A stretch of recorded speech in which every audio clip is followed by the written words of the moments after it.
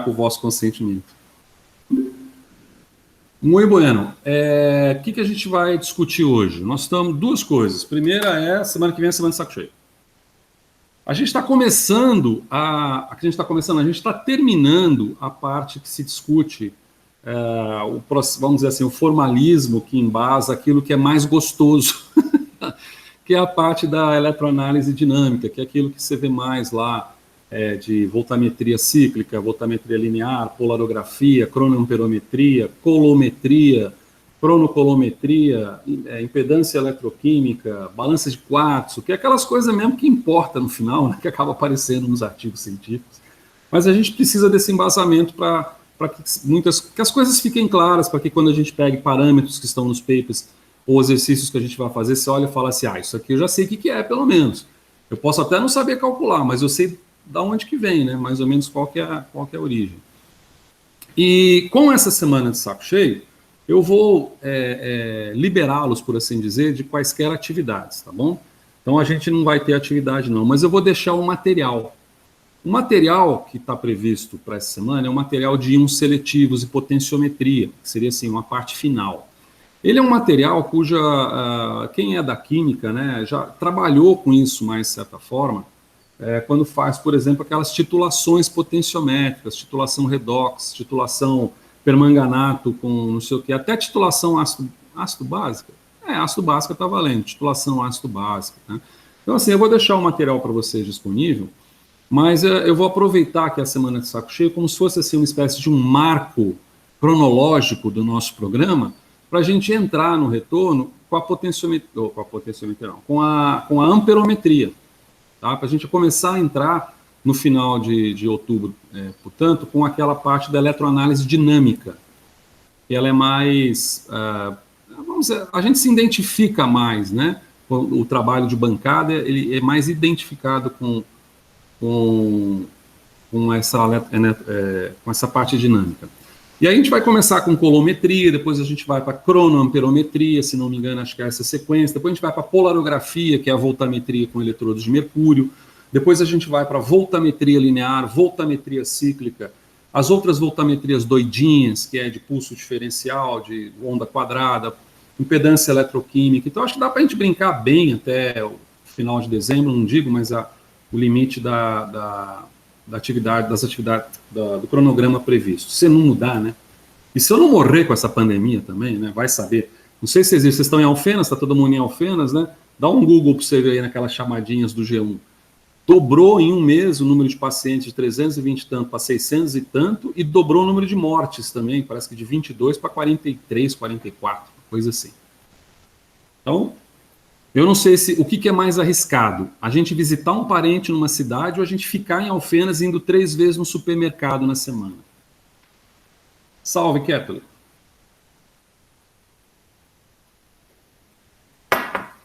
Bom dia, professor, desculpa o atraso. Bom, então vamos lá. Eu gosto de beber chá, mas não gosto de comer as plantas. Mas vamos lá. As plantas eu gosto de comer, não gosto de comer os troncos de árvore no chá. Esse aqui não vai escrever nada. Deixa eu ver meu programa aqui. Então, a ideia do programa aqui, do nosso programa, é apresentar essa história de dupla camada, modelos de dupla camada elétrica, porque ele está em tudo quanto é publicação, praticamente, quando se vai mostrar a eletroanálise dinâmica. E ele está muito ligado até a outros aspectos experimentais, como até, por exemplo, potencial zeta, sabe, DLS, está ligado a outros sistemas de medida também, por conseguinte. Está ligado um pouco a SPR, que é ressonância superfície plasmônica, que não é assunto propriamente do nosso programa, mas é uma coisa interessante, é uma coisa um pouco hermética, um pouco chata até, mas que ela permite alguns cálculos que são interessantes, que faz parte da atividade prevista aqui de alguns exercícios, para entender o que está acontecendo lá na ponta do eletrodo. Tá? Então, a gente pode iniciar, eu vou iniciar aqui com o meu super quadro Delta Plus. O que é esse aqui? Esse aqui é o livro, isso aqui não tem nada a ver. Então, nós temos aqui a nossa VC, tem que ser em branquinho aqui, né? A videoconferência do dia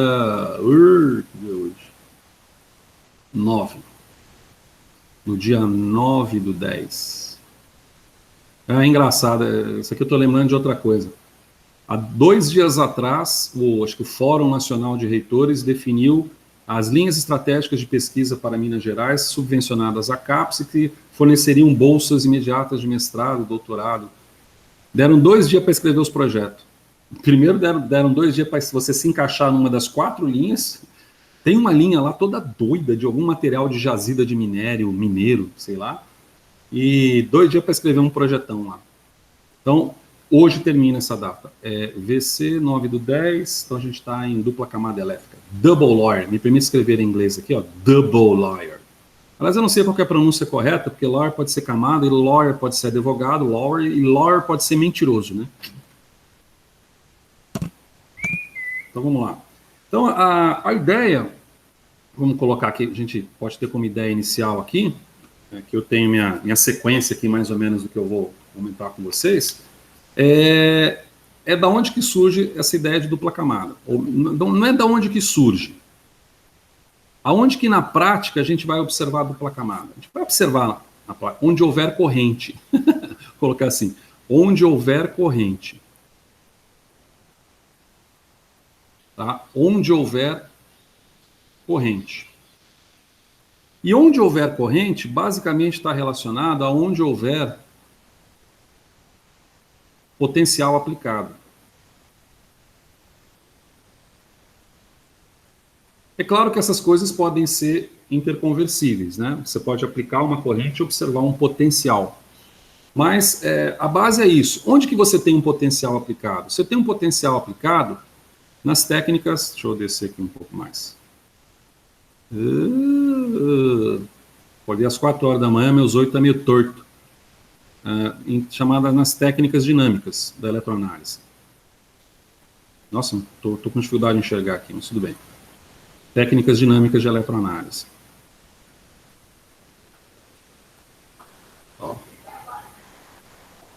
Ó, promoção. Deve ser o coleta de lixo seletivo. Vai ser um pouco de barulho. Então a gente está falando aqui de coulometria.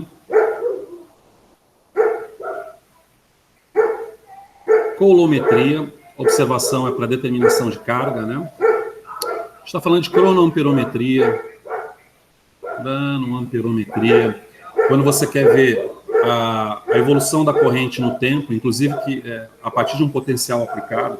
Se você não, você até consegue pegar, nossa, que coisa mais chata, mas é isso mesmo, coleta seletiva. Mas você consegue também pegar informação de agora me perdi aqui para o almoço. Assim, a informação de carga a partir de um potencial não aplicado. Então, assim, a coulometria é uma espécie de muro de Berlim, ou um divisor de águas entre a eletroanálise estática, entre aspas, e a eletroanálise dinâmica, tá? Porque sem você aplicar potencial nenhum, é possível você detectar carga formada em processos espontâneos na superfície do eletrodo. Você tem também a polarografia. A polarografia, basicamente, é uma voltametria que se trabalha com eletrodo de mercúrio. Basicamente é isso. Você tem a voltametria, aí você nada de braçada, voltametria. Então, na voltametria, você tem a voltametria linear, tem uma abreviação em inglês de LSV, você tem a voltametria cíclica, tem uma abreviação de CV, vou botar o termo em inglês, né? Você tem a voltametria de pulso diferencial, que é chamada DPV. Você tem a voltametria de, vou colocar o termo stripping, seria uma espécie de agregação, juntamento, concentração, tá? A voltametria de stripping. E você tem técnicas tais como a espectroscopia de impedância eletroquímica. Opa! Esqueci a do GG. Nossa, eu já estava desesperado, já ia falando já da onda quadrada. Agora é sua vez de ficar assim na canetinha. Tô aqui. Verdade, cena. Assim na canetinha. Isso. Voltametria de onda quadrada. A abreviação é SWV, SWS, Square Wave Voltammetry. E aí você tem também espectroscopia de impedância eletroquímica, impedância eletroquímica. Então aqui você tem a chamada EIS, né? Quando você pega essas siglas aqui, ó, SWV, DPV, CVLSV, joga no Google Scholar, você entra dentro dos artigos científicos relacionados a essas. E o mais legal é que basicamente tudo que está aqui, todas essas técnicas, basta um equipamento. Às vezes você tem um equipamento que faz toda a parte de voltametria, colorimetria, e você tem que adquirir um módulo adicional para a parte de impedância. Porque a impedância nada mais é do que uma resistência. A gente vai ver lá para frente, nada mais é do que resistência. Então segue a lei de Ohm. A única diferença é ótima. Um biólogo falando da única diferença entre resistência e impedância. Mal e mal sem bioimpedância. A diferença é que quando você fala em resistência, você fala em lei de Ohm dentro de corrente contínua, aquela da pilha. E quando você fala em impedância, você fala em resistência dentro de corrente alternada, que é aquela da tomada. A da tomada, ela vai flutuar o potencial e a corrente com um determinado desvio, que é uma fase, um ângulo de fase ali. Aí fica uma coisa corococó, que você chega, por exemplo, ao formalismo de números complexos para resolver a resistência em corrente alternada, ou seja, a impedância. Mas todas essas técnicas, elas envolvem, às vezes, um equipamento só que você compra, todas elas envolvem a noção da dupla camada elétrica e algumas informações a respeito, né, dessa dupla camada elétrica. Pois bem, então, a minha ideia agora é a gente pegar aquele material que foi colocado para vocês na semana e abordar, talvez, dando um outro enfoque e a gente fazer alguns exercícios em cima disso, tá bem? Então, o enfoque primário que a gente pode começar, deixa eu ver, será que eu continuo por aqui? Acho que eu continuo por aqui. Vou colocar assim. O enfoque primário dessa dupla camada elétrica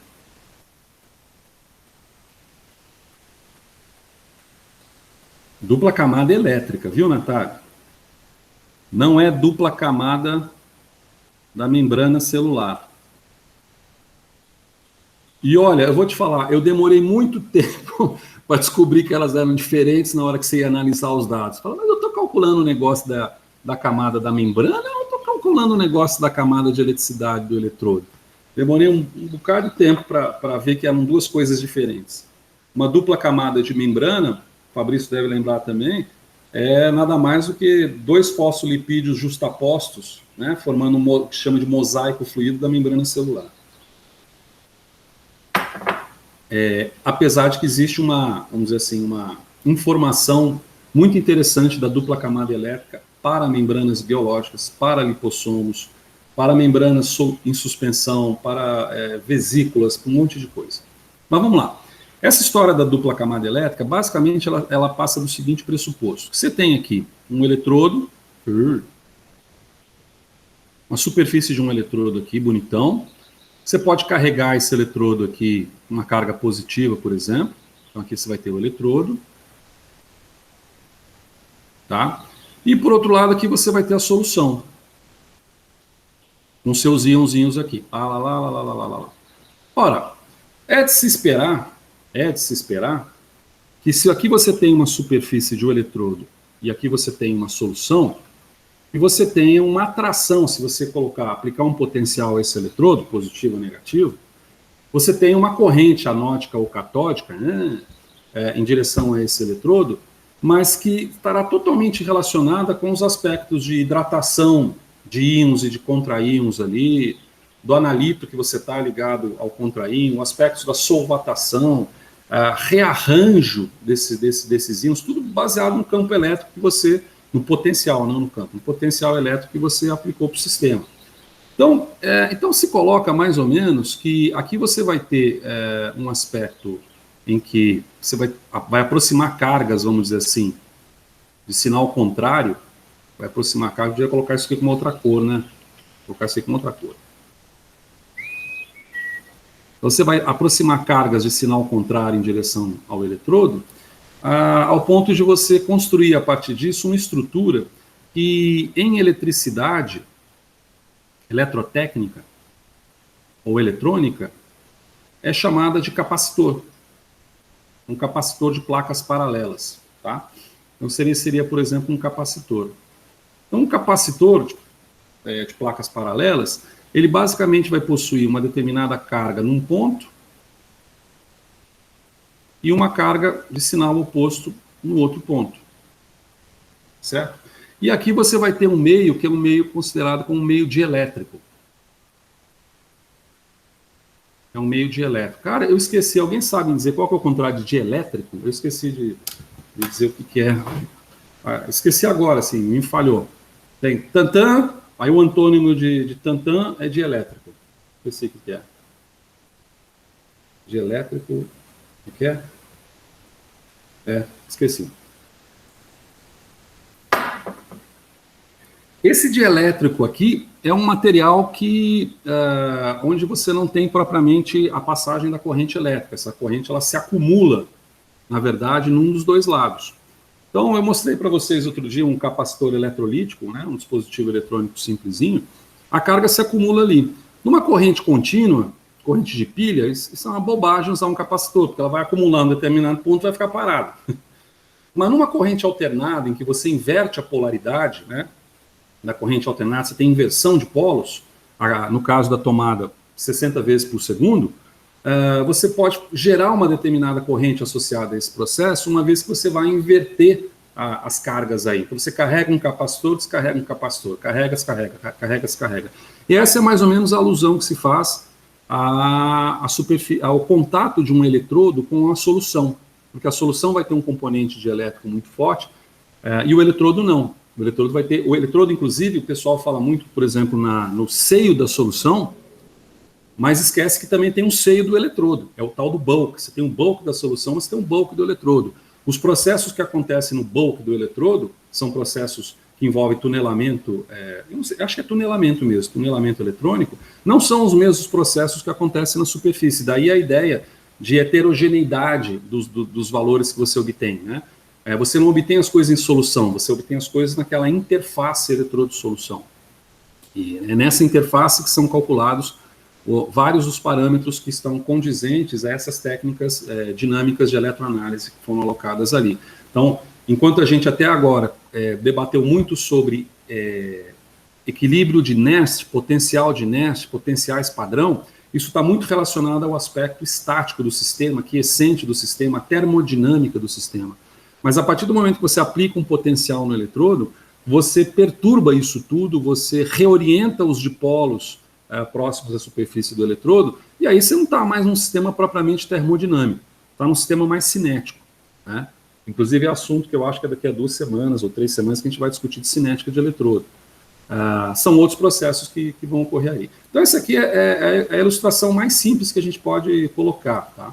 Essa ilustração ela também pode ser alocada de uma outra forma. Como se você tivesse aqui uma pilha, né? Se tivesse aqui uma pilha, então um polo positivo, um polo negativo, e a essa pilha aqui, você conectasse essa pilha, por exemplo, a uma placa, a uma determinada placa metálica aqui, essa placa metálica aqui vai exibir uma determinada carga, então o polo positivo isso aqui vai exibir carga negativa, e você acopla aqui a uma segunda placa. É por isso que chama capacitor de placas paralelas. Aqui com uma carga negativa. Vou colocar esse Q como um Q minúsculo. E aqui você tem uma carga negativa. Então a isso estará associado um potencial, vamos colocar volt, né? Está associado um potencial aí em volts, e aqui está associado, eu não sei nem como é que eu ilustro isso daqui, né? Eu vou ilustrar isso aqui com outra cor, sei lá. Existe uma forma com que isso ocorre, mas é uma distribuição, tem estudos, vamos dizer assim, até de geometria analítica em cima disso, do que se chama de E, eu coloquei E aqui, eu coloquei o V para não confundir com E, onde o V, seria isso aqui, ó, seria uma diferença de potencial. Uma diferença de potencial. Você pega uma pilha, a diferença potencial de uma pilha nova é de 1,5 volt, né? 1,5 volt, 6 volts. O E é o campo elétrico. O E é o campo elétrico. E aqui você tem uma pequena distância nesse campo elétrico entre as duas placas, que é essa distânciazinha que a gente pode chamar de D aqui, ó. D vai ser a distância. Tá? E aí você tem algumas relações matemáticas. Então, por exemplo, você sabe que o campo elétrico é a razão do potencial pela distância. Isso aqui é bastante clássico, certo? E o cachorro também aqui também vai ser bastante clássico. A outra associação que se faz, disso, deixa eu ver se eu lembro, é que o E pode ser representado também como uma densidade de cargas, por exemplo, no vácuo, se a gente representar isso aqui no vácuo, isso aqui é uma densidade de cargas no vácuo sob esse Ezinho aqui, fazer esse Ezinho menor e explicar o que é isso. Eu ia gritar aqui, mas se vai para o YouTube é melhor não gritar. Tá? Em que esse aqui é chamado densidade de carga. O que vai ser uma densidade de carga? O que é uma densidade de corrente? É a corrente dividida pela área do eletrodo. O que é uma densidade de carga? É a carga dividida pela área do eletrodo. Basicamente isso. E aqui você vai ter o que se chama de constante, já que o campo elétrico se dá no meio de elétrico, essa é chamada constante de elétrica.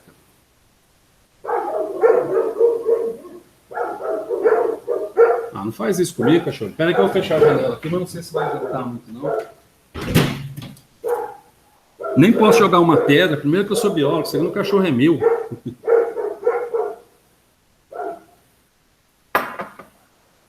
Bom, constante de elétrica. Essa constante de elétrica aqui, ela também é chamada de coeficiente de permissividade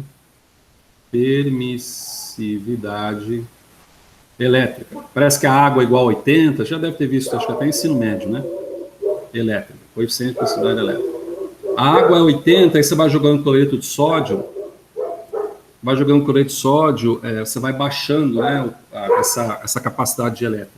E a ferramenta, não só, a ferramenta que eu falo é metodologia, não propriamente o instrumento. Por essas técnicas de eletroanálise, você consegue determinar parâmetros dielétricos na superfície do eletrodo. Principalmente a espectroscopia de impedância, porque impedância tem a ver com resistência de carga. Então você vai justamente essa dieletricidade, né? Uma informação da dieletricidade. Coeficiente de permissividade elétrica. Essa bolinha aqui, quer dizer que a gente está tratando isso aqui no vácuo, tá? Porque é tratado no vácuo. Então, na verdade, esses parâmetros aqui é constante de elétrica no vácuo, coeficiente de permitividade elétrica no vácuo. Aí tem uns 2 ou 3 jeitos de você informar isso daqui. Deixa eu manter em amarelo aqui. Uma delas é 8,85 vezes 10 a menos 14 farad, unidade de capacitância, né? Farad, a gente comentou sobre isso. E tem a ver com o assunto das videoaulas dessa semana, se não me engano, a unidade é centímetros menos 1. Essa aqui é uma delas. Tem um exercício aqui que tem a unidade é um pouco diferente, o valor é um pouco diferente também. E aí envolve joule, volt, né? Tem essas correspondências, né? Nessas correspondências, por exemplo, se a gente colocar em verde aqui, não sei se nem é um momento apropriado para colocar isso, talvez não seja o momento apropriado para colocar isso, colocar em azul, né? Você tem esse farad aqui, ó, é uma unidade de capacitância.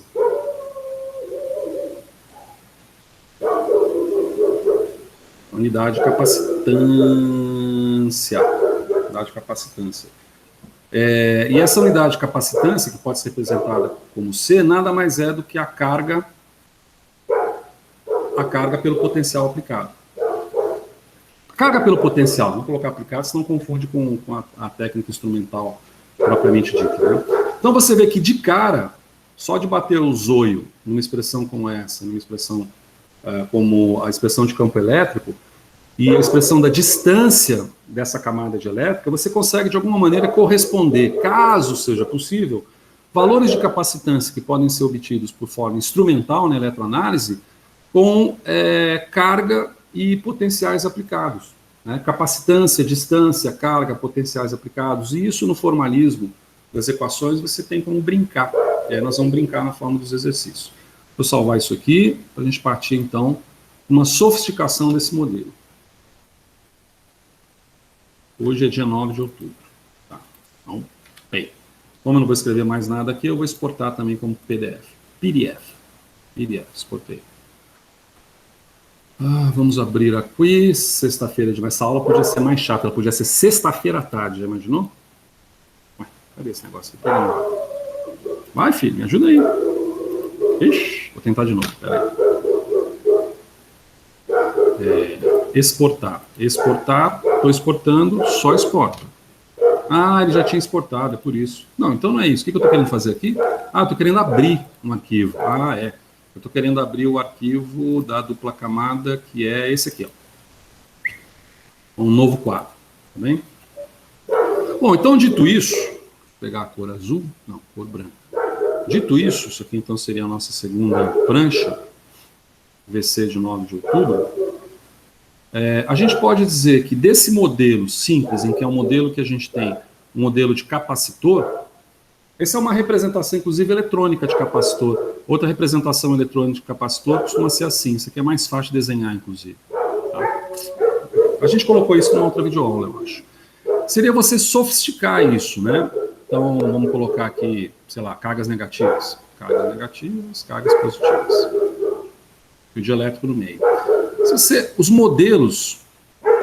meu Deus, não tá difícil esse cachorrinho. Os modelos de dupla camada... Eu acho que eu vou ter que pegar o cachorro pelo rabo e arrancá-lo de onde ele está. 2 segundos.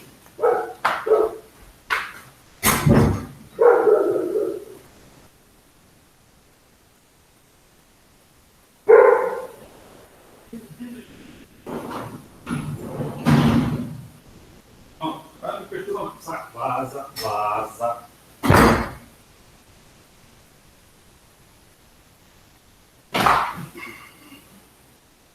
Problem solved. Esse cachorro tá pro Plínio, assim, tá junto, né? Tá igual o Plínio no laboratório. Cuidado que isso vai pro YouTube, Jorge. Não, mas você sabe. Eu não sei editar direito. Não, como diria Osama Bin Laden, justice had done. Osama Bin Laden não. Osama Bin Laden foi o que morreu depois dessa, né, junto com essa frase. Obama. Tá, vamos lá. Esses modelos de dupla camada, o que eles fazem é sofisticar essa visão. Porque numa visão simples de capacitor, de placas paralelas, você não observa água, eletrólito, né? Você não observa nada. Então, a primeira sugestão veio basicamente do Helmholtz, 1853, se é que eu me preparei bem para essa aula, me preparei medianamente para essa aula, no qual eu tenho aqui, por exemplo, as cargas colocadas, e a essas cargas eu teria associado aí um potencial no metal, tá certo? E aí, por outro lado, eu vou ter a solução colocada aqui com seus eletrólitos. Então, por exemplo, vamos representar isso aqui como sendo uma molécula de água, né? Fazer legenda, isso aqui é igual a H2O. Então, se a gente tem aqui um eletrodo em que você aplicou um potencial negativo, aliás, vamos aplicar um potencial positivo. Inverter aqui. Mas tanto faz o positivo ou negativo.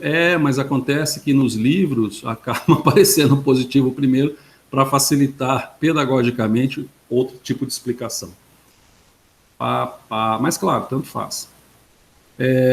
Você tem, numa primeira observação aqui, em que você tem os íons aqui, a proximidade, por exemplo, de um determinado íon não solvatado aqui.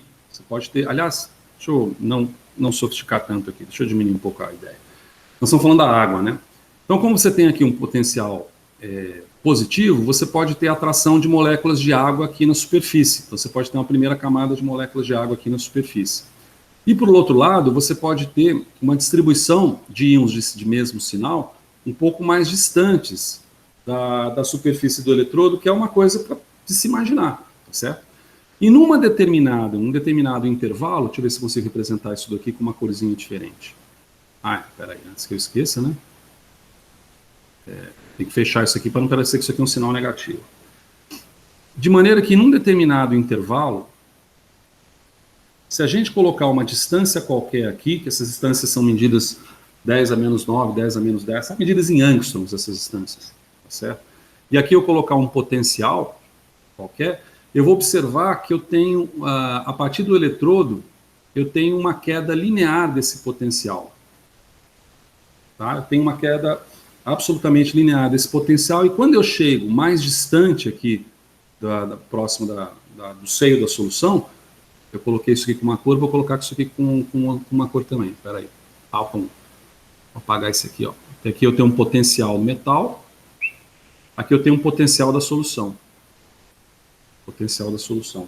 Eu tenho uma relação linear entre as moléculas que estão dispostas, por exemplo, aqui próximo do eletrodo, e que estão solvatadas, né? Então já começa a introduzir uma ideia de solvatação de eletrólitos, uma ideia de orientação de dipolos de água, né? Veja que se eu aplicar aqui um potencial negativo ao invés de um potencial positivo, a atração não vai ser pela eletronegatividade do oxigênio, e sim pela do hidrogênio, né?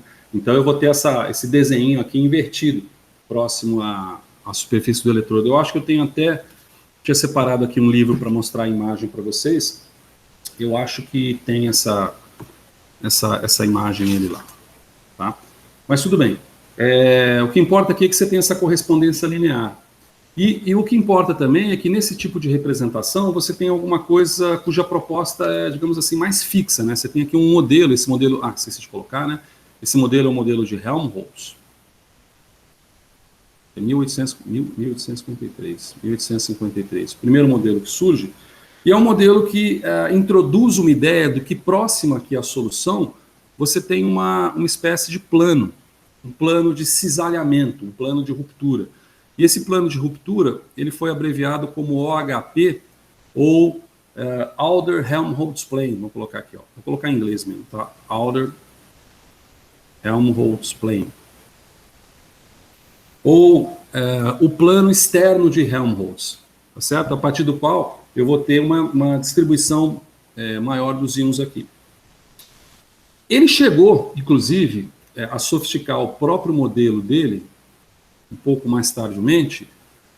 Ele chegou a introduzir um segundo plano, que seria um plano em que eu teria um íon, um ânion, no caso aqui seria um ânion, né, dessolvatado ao invés de solvatado, junto à superfície do eletrodo. E ele definiu um outro plano próximo a esse íon, que foi chamado de IHP. Então, enquanto Alder é externo, o I de HP é interno, ou seja, o plano interno de Helmholtz. Então, aqui você vai ter, se aqui é positivo, se aqui é positivo, tem que ser negativo. Aqui você vai ter as aguinhas em volta, formando as chamadas capas de hidratação, tá certo? As capas de hidratação. Na verdade, um esboço até um pouco da teoria de Debye-Heckel de distribuição de cargas, de trabalho elétrico, na qual você situa seu potencial, né, como sendo o trabalho que você tem para trazer uma carga positiva unitária e invisível, né, do infinito até a superfície do eletrodo, que a gente chegou a discutir. Então, é uma visão interessante, é uma visão que qualquer artigo científico que você pega hoje, ela reforça bem, quando fala assim, o plano IHP, o OHP, mas ela tem uma visão muito fixa, muito rígida dessa estrutura, né, tudo ou nada.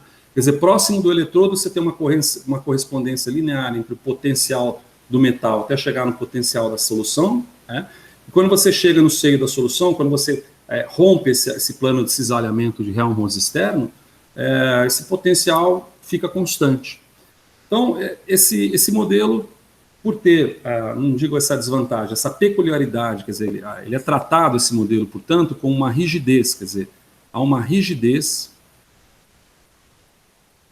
Aliás, eu diria assim, uma superestimação da rigidez. Superestimação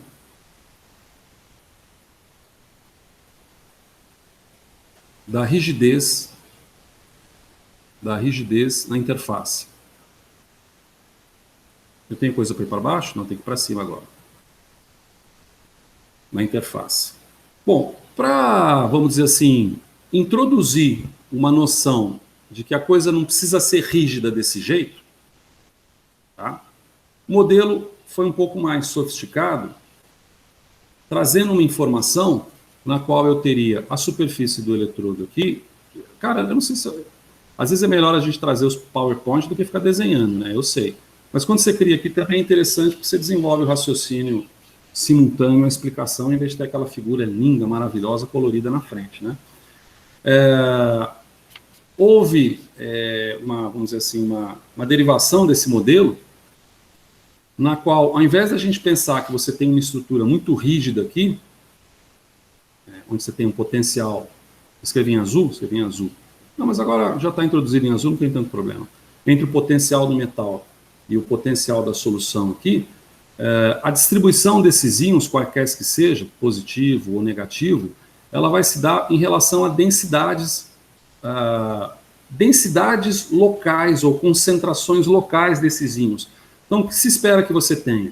Espera que você tenha menos íons de carga, menos não, mais, né? Contrário. Espera que você tenha mais íons de carga positiva, distantes, próximos do seio da solução. Vamos representar aqui com uma outra cor para deixar a coisa um pouco ilustrada.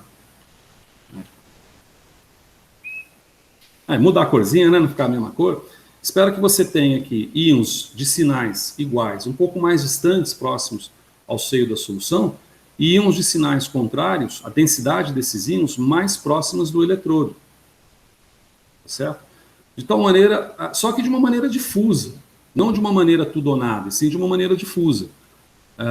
Se a gente pudesse observar, então, aqui, da mesma maneira que foi feito para lá, se a gente colocar aqui um gráfico em que eu tenho a distância, e aqui eu observo o potencial que vem do potencial do eletrodo ao potencial da solução, eu poderia, deixa eu ver se eu consigo desenhar, ter um decaimento mais ou menos exponencial, mas um decaimento contínuo. Tá? Da onde surge, por exemplo, se a gente colocar os diferenciais, vamos colocar os diferenciais aqui, né? Diferencial principal aqui do modelo do... tá aqui, ó. Então, do modelo de Helmholtz, o diferencial sexta-feira, são os planos, principalmente o plano externo de Helmholtz. E aqui o diferencial já é uma espécie de distribuição desses íons e desses contraíons e da mobilidade de uma forma mais difusa. Por quê? Porque no modelo linear não houve o cômputo do thermal motion, né, da agitação térmica do sistema natural, certo? Das correntes de convecção térmica naturais no sistema. Então, a ideia é que você introduza aqui essa movimento térmico. Se você introduzir a ideia de movimento térmico, você passa a ter uma distribuição mais paliativa. Não é paliativa, paliativa é um termo bobo. Você passa a ter alguma coisa que é chamado aqui de camada difusa, seria o termo mais correto, diffuse layer. Uma camada difusa desses íons. Tá? Então, a partir do momento que eu deixo o eletrodo, eu já começo a ter uma diferença de potencial que vai reduzindo até eu chegar no potencial da solução. E a esse modelo é o modelo... Aqui, como é que eu coloquei os modelos aqui? Botei do lado. E esse modelo é um modelo de Gouy-Chapman.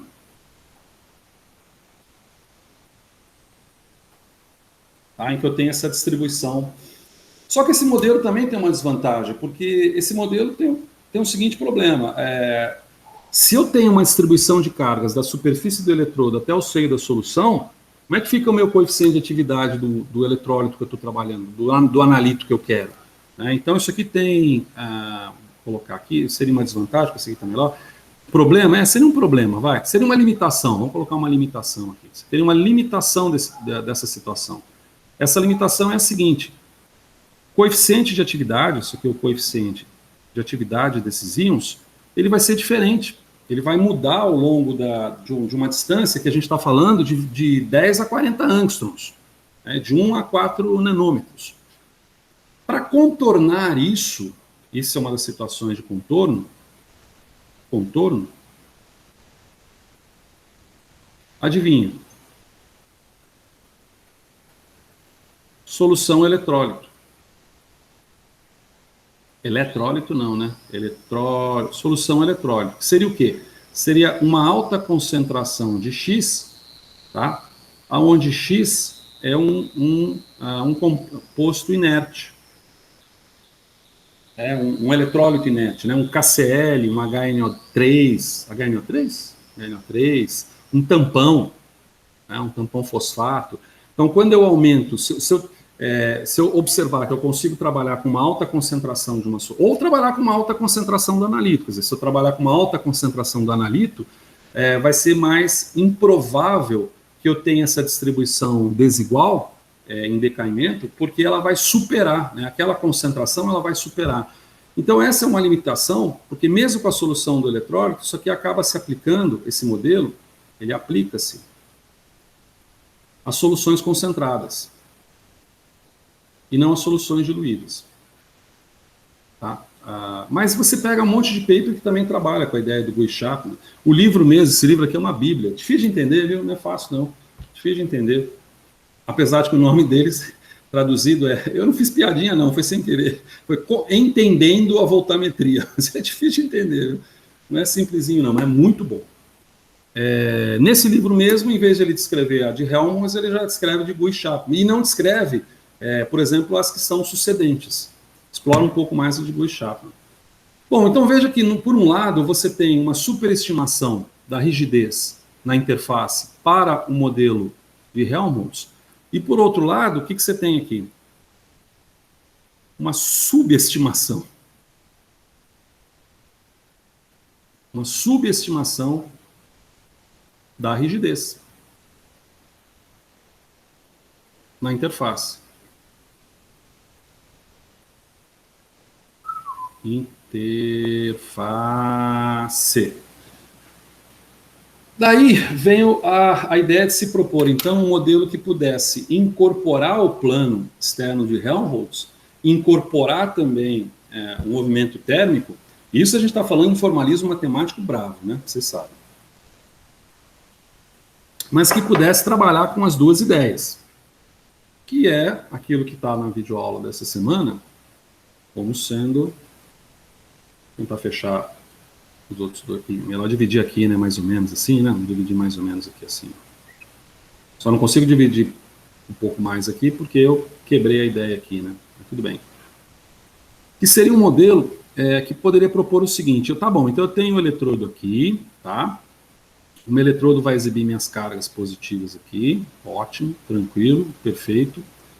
Mas aí vamos fazer o seguinte: eu vou ter um plano externo aqui.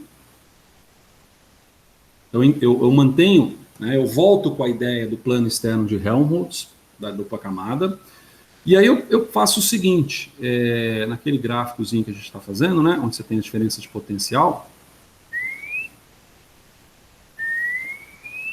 aqui eu tenho a distância, aqui eu tenho o potencial do metal, aqui eu vou ter o meu potencial da solução, sei lá.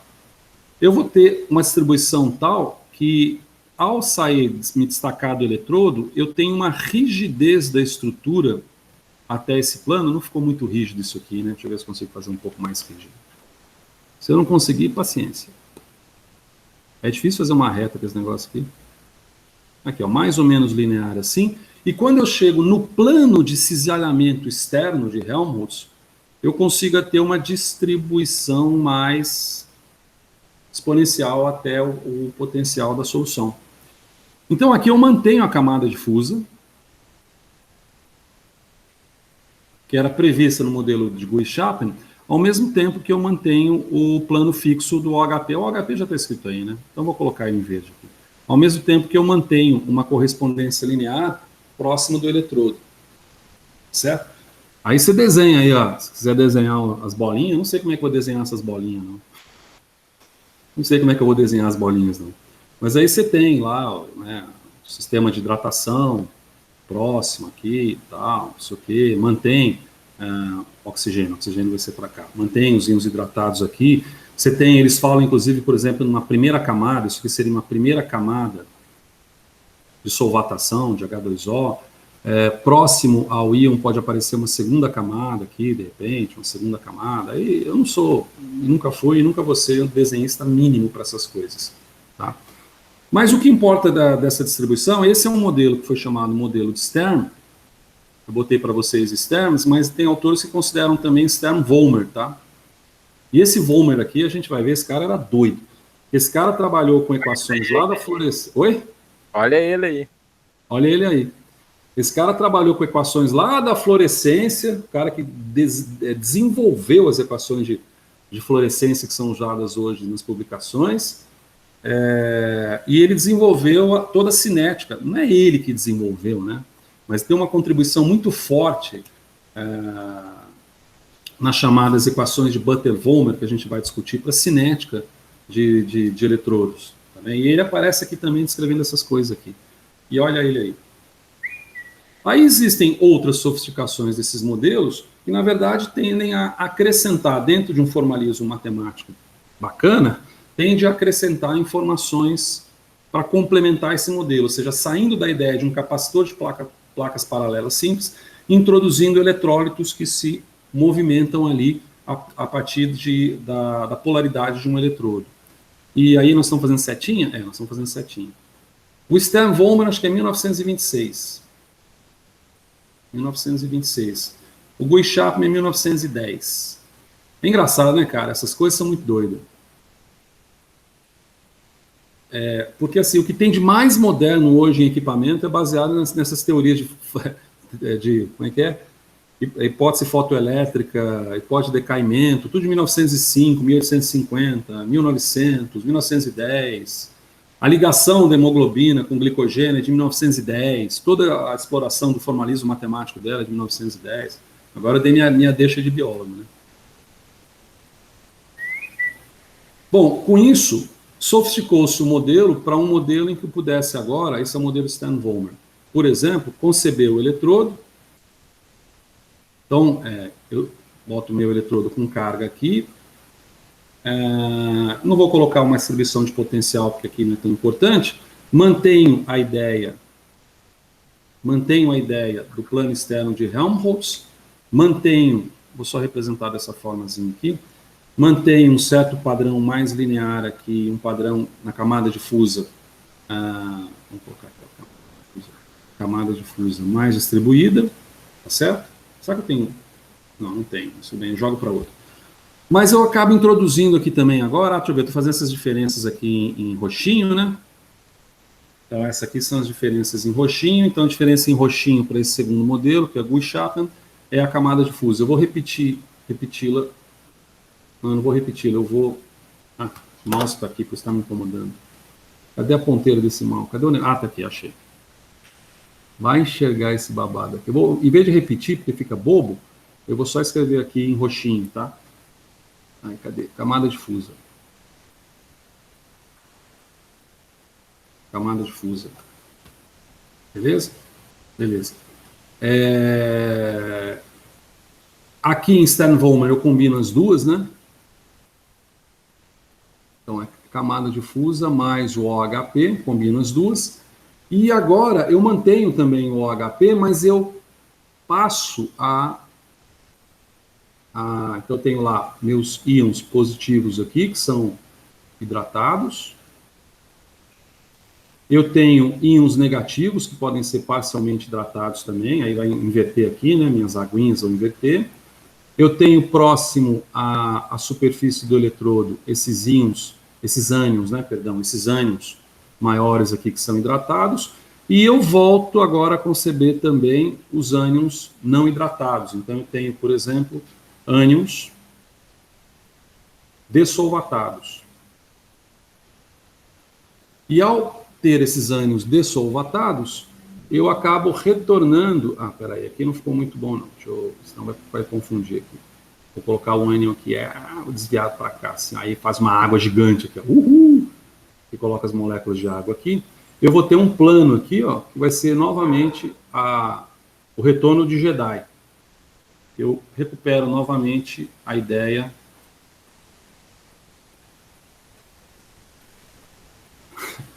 Cara, a tecnologia é uma coisa, mas a visão é outra. Tá aqui, aqui, ó, o plano interno. Então eu resgato a ideia do plano interno de Helmholtz, tá? E faço essa distribuição mais bacaninha.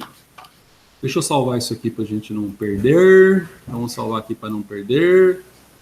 Onde que era mesmo? Valeu, Bê. 9 de outubro? 9 de outubro. Vou exportar em PDF aqui, porque eu também não sei se eu vou... Peraí, gente, o que eu ia falar agora que eu esqueci completamente? O que eu estava falando mesmo? É plano A, plano B, plano C, papum, PayPal, com pau. Agora eu esqueci. Bom, então eu vou tentar retomar. Então aí você tem nada mais nada menos que uma sofisticação, tá? Do modelo que, na verdade, é um modelo de capacitor elétrico. Então, o que me interessa aqui, de repente, quando a gente está falando de eletroanálise, se eu aplicar um potencial, como é que fica a corrente que está envolvida nesse sistema, né? Então, a gente percebe, por exemplo, que a corrente envolvida... Ah, sim, lembrei que eu ia falar. A corrente que está envolvida nesse sistema vai ser a corrente das operações redox, né? Das operações que estão ligadas às leis de Faraday, mais aquela corrente que está associada ao carregamento dessa dupla camada elétrica. E aí surge aquela distinção em corrente faradaica e corrente não faradaica. Eu estava falando de ânions... De novo, hein? Ah, não, eu vou trocar a cor, agora deu. Aqui, ó. Eu estava falando de ânions dessolvatados aqui, e aqui eu vou ter cátions solvatados.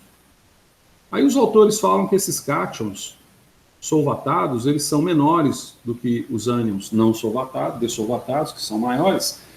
E eles falam que esses ânions dessolvatados, eles são dessolvatados porque quando você observa Isso aqui é um mouse ou é uma mosca? Ah, é um mouse. Quando você observa a diferença de eletronegatividade entre o oxigênio do dipolo elétrico da água e do hidrogênio, o do oxigênio acho que é 3,1, o hidrogênio é 2,5, é mais provável que você tenha dessolvatação de ânions do que da solvatação de cátions, tá? Então, esse modelo acaba se fixando nessa estrutura. O que eu ia lembrar... eu ia salvar e mostrar a figura do livro. Lembrei. Salvar a figura do livro. Então, eu consigo exportar para PDF. Acho que eu já exportei, né? Já exportei. Mas eu escrevi de novo, não escrevi? Escrevi. Então, eu salvo e exporto novamente. Ele vai falar, você tem certeza? Eu falo, tem. Ele fala, sim. Fala, sim. Pronto, salvou. Bom, esse livro aqui, né, quando eu vou mostrar um livro para vocês, primeiro eu quero mostrar que eu comprei. Tá certo? Então, esse livro aqui, ó, página 398, para não dizer que eu sou mentiroso, ó, é o mesmo livro. Só que esse aqui é roubado. Tá? Esse aqui é a terceira edição, mesmo mais pobrezinho, é a segunda edição. 398, né? 398. Tá aqui, ó. Então aqui você tem um modelo, deixa eu ver onde é que começa isso aqui. Isso aqui começa a discutir a distribuição de íons, né, em torno de um eletrodo carregado e tal. E aí você tem o que a gente está representando nessa aula / videoconferência, né? A região interfacial, a região do seio da solução, a distribuição desses íons e... podia abrir isso aqui com outro negócio, né? Não vou abrir não, vou deixar desse jeito. Para fazer anotações. Não, mas aí a anotação com 408 páginas tem que estar passando página a página, porque você não consegue dar um número da página para chegar, você tem que descer com barra de rolagem. Você tem aqui o eletrodo carregado negativamente, aquela história que você pode inverter, né, a tal da polaridade. Então, você tem a distribuição, tem os modelos de distribuição disso. Aqui acho que eu não sei, agora já não estou entendendo o que ele está falando, mas vamos descer aqui, que isso aqui é meio complicadinho, como eu falei para vocês, mas quero mostrar a imagem, não um gráfico, peraí. Aqui, ó, a interface da solução pela teoria de Guy-Chapman, que é essa que a gente discutiu há pouco aí, onde surge a história do OHP, mas o IHP ainda está disfarçado, né? Então você define aqui o OHP, aqui, ó, você define o IHP que está mais próximo da estrutura do analito dessolvatado e o OHP, que aqui não está muito ilustrado, mais solvatado. 3 diferentes tipos, uma imagem que mostra essa diferença da reorientação dos dipolos da água próximo à superfície do eletrodo, natural, e era essa imagem na final que eu estava procurando, não era aquelas outras não. O modelo, até manter o título aqui, ó, possível estrutura da interface eletrolítica do metal. Esse livro acho que deve ser de 2014, 2015, então é recente em termos de fisicoquímica, né? Tá certo? Então você tem aqui concebido, aqui representa a molécula de água, né? O dipolo da água, a superfície do eletrodo, a superfície do metal, aqui o seio da solução, as camadas de água secundária, primária, ânions adsorvidos dessolvatados na superfície, cátions solvatados próximos, né? Então você tem a estrutura mais intimamente ligada aí. E como eu estava dizendo, quando você tem essa estrutura montada e você aplica um potencial, você vai castigar essa estrutura toda, você vai alterar, né? Você vai aplicar um potencial ali no eletrodo que está aqui, isso vai implicar uma reorientação dos dipolos de solvente, isso vai implicar numa reorientação dos dipolos de solvente entre si, inclusive em cima do analito, não é isso? Isso vai alterar a desorção e a adsorção do analito próximo à superfície, ou isso vai alterar o processo de solvatação todo. E isso tudo envolve, novamente, como eu afirmei, um carregamento da dupla camada elétrica próximo da estrutura do eletrodo. Então, nesse sentido, aqui eu salvei, né? Salvei. Se a gente abrir um outro aqui, ó, abrir. Ah, aqui não pode abrir se eu não tiver aqui, não é isso? Deixa eu ver, tem que estar na outra lá, peraí. Dupla camada, eu vou abrir, não é esse. Agora, engraçado, o bonequinho agora está no outro, não sei porque não quis fazer esse, mas tudo bem. Tem! Isso aqui é VC3, né? 3. VC 9 de outubro. Daqui a pouco vamos começar a fazer uns exercícios, tá bom? Então, ó, dito isso, eu vou dividir essa tela aqui, porque senão a gente não aproveita também a tela direito, né?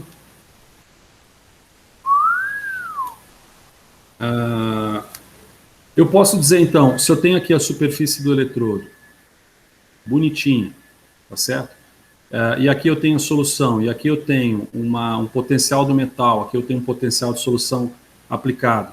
Independente do que a gente esteja tratando, a gente volta a tratar daquela situação de capacitor, né? Você tem um capacitor de placas paralelas, da onde o que se chama de capacitância de dupla camada, ou seja, a carga nivelada pelo potencial aplicado do sistema, né? A capacitância, vamos colocar C, seria a carga sobre o potencial aplicado, ela vai me dar uma notação sempre em coulombs por volt. Tem outras formas de você representar, né? Carga, por exemplo, é ampere, é o produto de ampere por segundo, né? Coulomb, por exemplo, é joule por volt. Então, se você mexer um pouco nessas unidades, você mexe também, acaba mexendo com as unidades de capacitância. Mas o que eu quero dizer do ponto de vista prático, para a bancada, é que quando você aplica um potencial no eletrodo, você carrega esse sistema. De tal maneira que você vai ter aqui uma corrente que não é propriamente a corrente do sistema. Você vai ter uma corrente do sistema redox, que você vai trabalhar, e vai ter uma corrente que é uma corrente de carregamento da dupla camada do eletrodo. Então, com isso, vamos a uma primeira perguntinha.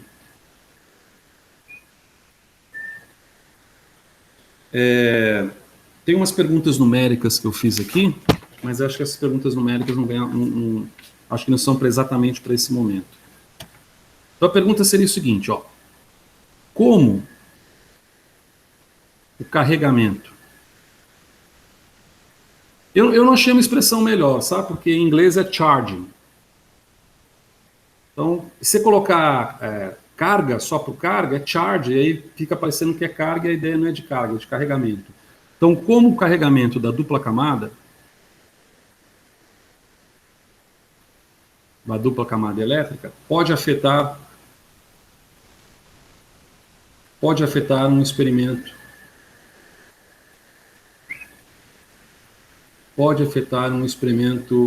em eletroanálise.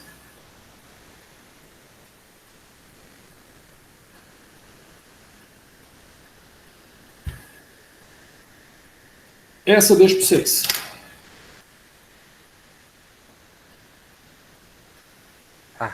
Você tá querendo que a gente responda aí? Tô querendo dar uma folga na minha garganta. Tô vendo. Tô querendo dar uma folga na minha garganta só aqui, ó. Hoje é sexta-feira, véspera da semana de saco cheio. Como é que os americanos chamam isso? É summer alguma coisa, não é? Summer alguma coisa que os americanos chamam isso. Intervalo das férias lá, tem um negócio de intervalo. E aí? Por exemplo, vamos pensar que esse experimento seja eletrônico. Ah, mas qual experimento, professor? Ah, se o senhor me tivesse falado que era o experimento X, eu saberia, né? Vou colocar aqui. Por exemplo, eu quero fazer medidas de carga. Aí já introduz a ideia, por exemplo, da semana que vem, depois do saco cheio, que é a colometria. Colometria, cronocolometria, potenciocolometria. É engraçado esse negócio na vida do eletroanalista, que não é a minha, porque assim, você pode montar o experimento que você quiser brincando com os nomezinhos. Crono de tempo, volt, nós falamos, né, voltametria, volt de potencial, ano de amperagem, né? O simples nome voltametria não é a medida do potencial, porque às vezes confunde, né? Voltametria, medida do potencial, não é. O AM é de corrente. Então, amperometria, cronoamperometria, aí por aí vai. Bom, enfim, e aí? A verdade é que... Alguém ia falar? Não, né? Eu mesmo. Aqui só veio chiado mesmo. Potencial de dupla camada sempre é um problema, né? Primeiro, se ela tiver presente, vai prejudicar o deslocamento do analito, né, até a superfície do eletrodo, e aí você não vai ter uma completa oxidação ou redução ali do analito na superfície dele, prejudicando o sinal de análise. Ou seja, resumindo, perturba. Quer dizer, como o carregamento ele afeta? Ele perturba. Porque se a gente está falando que você quer medir você tem uma medida de carga. Bom, uma medida de carga está associada com isso daqui, né? Quer dizer, a corrente está associada com uma variação de carga no tempo, né? De tal maneira que, por exemplo, a medida de carga ela é obtida com o produto do tempo pela corrente. Eu falei, mas no meu cérebro inverteu aqui o código. Então, na verdade, a gente está influenciando diretamente a corrente, porque você não mede a carga, né, na superfície do eletrodo. Você usa a lei de Ohm, resistência, potencial e corrente. Você mede a corrente. E aí, por cálculos ou interno do aparelho ou vosso, no Orange, você faz lá no caso específico aqui da carga, você faz uma integração de área e obtém a carga. Mas o que você está medindo no fundo é a corrente. Então, a gente pode dizer que essa corrente aqui é uma corrente total. Isso aqui é uma corrente total. E essa corrente total, ela vai ser a soma de uma corrente que é chamada de faradaica com uma corrente não faradaica. Não eu acho que eu coloquei isso também eu falo que eu acho que eu coloquei, porque se vocês observarem no YouTube, dentro da playlist, as aulas estão preparadas, acho que para mais 3 semanas. Depois é que eu entro em atrito, não. Depois é que eu entro para preparar mais algumas aulas experimentos, por exemplo, a voltametria cíclica, tá? Mas elas estão preparadas. Então eu não lembro direito. E quando eu vou dar essas aulas, eu tenho que estudar a minha própria aula. Olha que absurdo. Eu tenho que estudar a minha aula para saber o que eu vou falar antes da aula. Mas tudo bem, vamos lá. Essas aulas foram preparadas em, acho que agosto. Até o início de setembro eu estava preparando aula, depois eu dei uma parada. Mas enfim, a corrente total vai ser a soma dessas duas contribuições. Essa contribuição da corrente faradaica é a corrente redox, cara, é aquela que você quer. É aquela da transferência de elétrons que aparece nos artigos. Qual a velocidade, qual a taxa de transferência de elétrons obtidas em tal coisa, né? É aquela, assim, bonitinha. É aquela que diz respeito à lei de Faraday. Então, a lei de Faraday, ela relaciona a carga com Faraday vezes um potencial, né? Uma das leis de Faraday tem essa correspondência aqui. A não faradaica, desce para cá, meu amigo. A não faradaica está relacionado, portanto, a rearranjos do analito. E aí o analito, a gente pode considerar esse analito mais água, ou seja, mais a solvatação, mais os contraíons desse analito, podem estar associados a eles, né? Associados a ele. O rearranjo disso próximo à dupla camada, os efeitos de reorientação, de dipolos do solvente, D dipolos, né? D dipolos do solvente. Que mais? Efeitos que eu tinha colocado lá de adsorção e de dessorção, né? De íons, tá certo? Que vão ter por consequência algumas cocitas mais, né? Essa corrente não faradaica vai ter algumas cocitas mais. Por exemplo, você pode gerar aqui uma corrente, eu vou até colocar como nome, tá? Não vou colocar o I, vou colocar como nome. Que é, por exemplo, uma corrente chamada, que os autores chamam de corrente ômica, tá? É uma corrente de carregamento, então também é uma corrente ômica, é uma corrente de carregamento da dupla camada, da interface. Essa corrente ômica, eu vou colocar aqui em outra cor para chamar a atenção, ela está diretamente associada à queda ômica do sistema, que é o que... queda ômica do sistema, que é o que o Jorge estava comentando, quer dizer, a queda ômica ela te perturba a sua análise, porque ela vai dar uma informação de uma corrente que não é a corrente que você está precisando. E dentro do formalismo matemático, a gente vai ver isso mais premente nas equações básicas que se usa para cálculos de voltametria, né, para cálculos cronoamperometria. Você tem lá o valor de corrente. Ela está no numerador ou ela está no denominador e você precisa saber a corrente. Só que o formalismo é baseado no modelo preditivo. Aqui é bem interessante colocar. A corrente faradaica, ela é preditiva. E a corrente não faradaica, ela é não predita, não preditiva. Porque ela está dependendo, a gente já discutiu isso em outros momentos aqui, ela está dependendo de um monte de coisa, até do tamanho do fio que você usa para fazer a medida, até do tamanho da área de superfície do eletrodo, discutimos isso para ultramicroeletrodos, né, que reduzem, ou mesmo microeletrodos, que reduzindo a área de superfície, você reduz também a corrente não faradaica ali, você tem uma menor queda ômica, né? E também é citado pelos autores um outro termo, time mouse, é citado pelos autores um outro termo, eu vou ter que operar o zóio, não tem jeito, é a chamada corrente capacitiva. Por que é chamada corrente capacitiva? Ia chamar aqui, mas acabou aqui, eu vou chamar a atenção aqui. É a corrente capacitiva porque é a corrente de carregamento da dupla camada. Carregamento da dupla camada. Estamos voltando no início ali, né? Da dupla camada. Então, esses termos, corrente ômica, corrente capacitiva, corrente de carregamento da dupla camada, queda ômica associada à dupla camada, como diria, não é Raul Seixas, não, esqueci o nome, Renato Russo, é mais do mesmo, entendeu? É mais do mesmo. É a mesma informação. É aquilo que você não consegue prever e que está associado à redistribuição de eletrólitos contra íons e solventes próximo à superfície. E aí vem, então, uma segunda pergunta. Se a corrente capacitiva é um problema,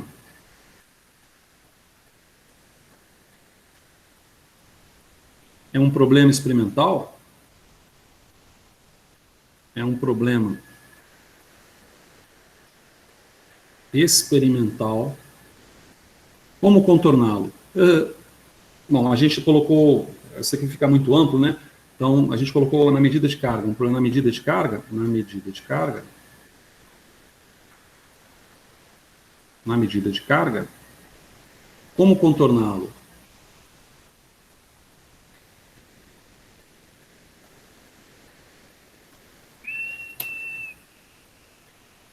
Para os 6, não para mim. Senta e chora. Excelente resposta. Só não vou anotá-la aqui por uma questão de publicidade, né, da resposta. Senta e chora. A corrente capacitiva, você tem que... A corrente capacitiva é uma corrente não faradaica, ela está associada a uma reorientação, uma redisposição de eletrólitos na dupla camada, mas, vai lá, né? Tenta trabalhar evitando o máximo possível. Então, aquela história de distância de eletrodo, área de eletrodo, solução eletrólito, concentrado, suficiente, né? Solução inerte, analito em concentração mais substanciosa, né? É aquela história. Essa pergunta, ela é respondida assim, como é que você faz para tornar o sinal maior que o ruído? Porque a ideia é essa, né? A corrente capacitiva é um ruído. Boa. Nossa, adorei isso. Vou escrever isso aqui também. Ó. Esse aqui é o ruído. Enquanto esse aqui é o sinal. Como é que você faz para tornar Isso aqui é uma seta? Ah, isso aqui é uma seta. Eu tô vendo assim, mas que é isso aqui, cara? Isso aqui é uma seta, né? É uma seta aqui, ó. Acho que é. Não, porque como tá não faradaica, não, peraí. Isso aqui não... Vou colocar um T aí de I total. Acho que foi alguma O coisa. total tá aqui, ó. E total. Mas aí eu acho que aqui em cima você tinha colocado um IT. Sei lá, eu copiei como sendo I total. Lá em cima. Legal. E teve uma hora que você falou que essa corrente, na verdade, era o total do sistema. E aí eu coloquei como total. O cego precisa de um cachorro normalmente, mas certas pessoas com problemas mnemônicos talvez precisam de uma espécie de animal de rememoração cerebral mesmo. Puta que pariu, acabou de chamar de cachorro. Eu acho que a colocação não ficou muito boa. Eu espero que não haja processos junto ali na administração relacionados a isso. Acho que a comparação não ficou muito boa. Tá bom. Mas eu vou acabar precisando mesmo. Mas tudo bem, vamos lá. Se a corrente capacitiva é um problema instrumental, como é que você contorna? Então é o seguinte, vou colocar aqui como resposta. Sei lá, permitindo que o sinal seja maior que o ruído. Permitindo que o sinal seja maior que o ruído. O que nós estamos falando? Nós estamos falando de corrente faradaica. Como a corrente faradaica no experimento de carga, ela está associada diretamente com a aplicação do potencial, o que está associado para você contornar isso é elaborar o experimento de tal forma que você aplica um potencial generoso, inclusive a gente vai ver um pouco mais para frente, ele acaba tendo um nome chamado de sobrepotencial, acima do potencial formal ou do potencial padrão do sistema. Vamos colocar como um potencial generoso para você garantir que os fenômenos faradaicos, os fenômenos de redox, sejam superlativos em relação aos fenômenos não faradaicos, depois de você ter controlado toda a tua célula eletroquímica, depois de você ter experimentado, vamos dizer assim, um controle maior do experimento, né? E evitado os artefatos do experimento. Bem? Espero que sim.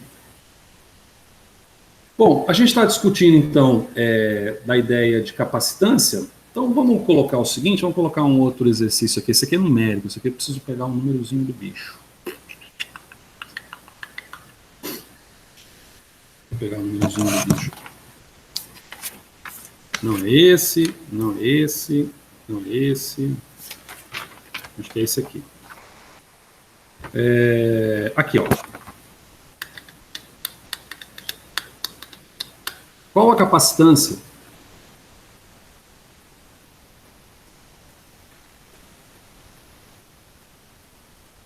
Deixa eu ler aqui. Qual a capacitância de um eletrodo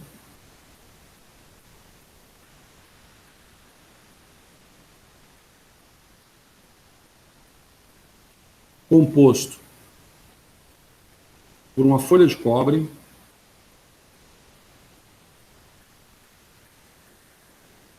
de 1 por 3 centímetros, 1 por 3?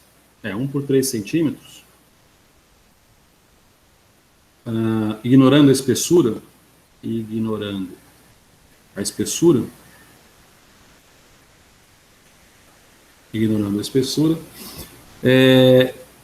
que exibe capacitância e cujo material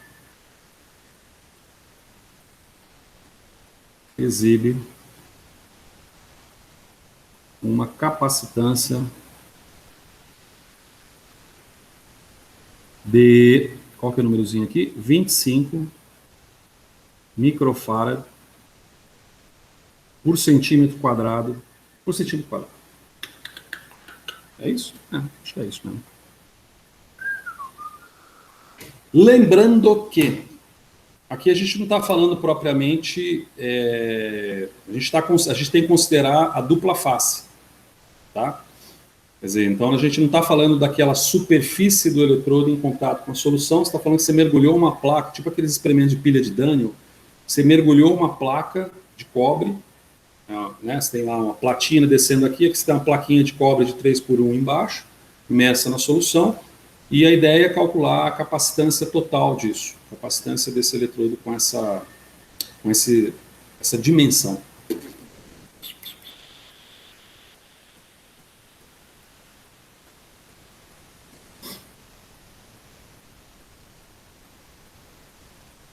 Isso aqui é a capacitância do eletrodo, né? Então você tem a capacitância da placa. A capacitância dessa placa é uma função da área. Da área do eletrodo. Então, dito isso, você pode dizer que essa capacitância total vai ser igual a... Como você tem uma dupla face, você tem duas vezes a capacitância, sei lá aqui, do material, né? Não sei qual, capacitância do material, vezes a área. Que vai me dar 2 vezes 25, vezes a área, uma folha de cobre de 1/3, então você vai ter 3. 3 centímetros quadrados, né? 1 vezes 3, 3 centímetros quadrados. Então, essa capacitância aqui vai dar de 50, 3 vezes 100, 150. 150 microfarad centímetro quadrado. Então, isso considerando uma situação, aquela situação mais de livro, né? Uma situação mais original, em que você mergulha num eletrodo de platina ligado a uma pequena placa de cobre e você determina essa capacitância associada a isso, sem, por exemplo, nivelar soluções associadas a isso, nem nada. Vamos fazer essas soluções agora vibrar. Tá vendo? Esse aqui é mais um, né? Esse aqui não tem que salvar com nome diferente. Salvar com nome diferente. Em vez de eu entrar lá, é mais fácil salvar aqui como 3, acho que era 3, né? E aí fica mais fácil eu puxar um novo por aqui mesmo, que já está aqui. É isso? Não, não é isso. É aqui mesmo. Ixi, e aí vai dar aquele problema? Não. Nossa senhora, onde é que eu tô, caramba? Aqui, Greenboard.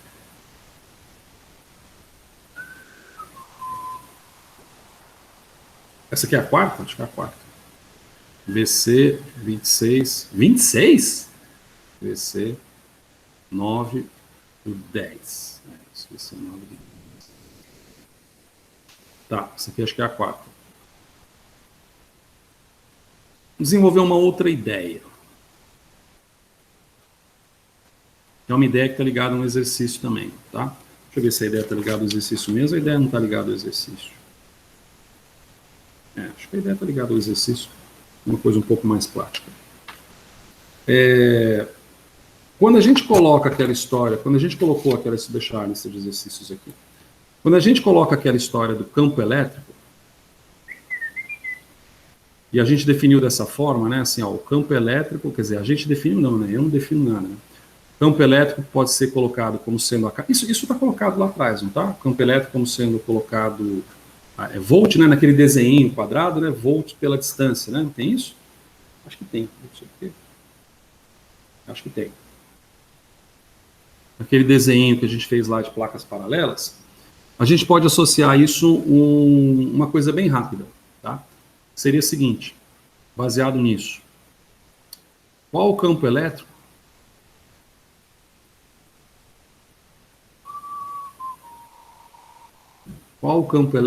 numa interface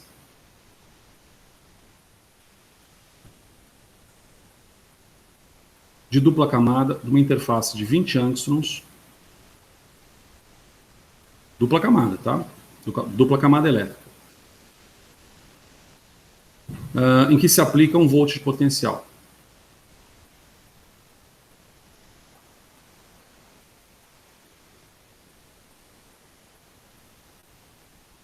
Em que se aplica um volt de potencial. Queria deixar essa para vocês. Tá? Queria deixar essa para vocês. Essa é simplesinha, é a aplicação da equação. E essa é ilustrativa do fenômeno de dupla camada e do potencial do campo elétrico na próxima dupla camada.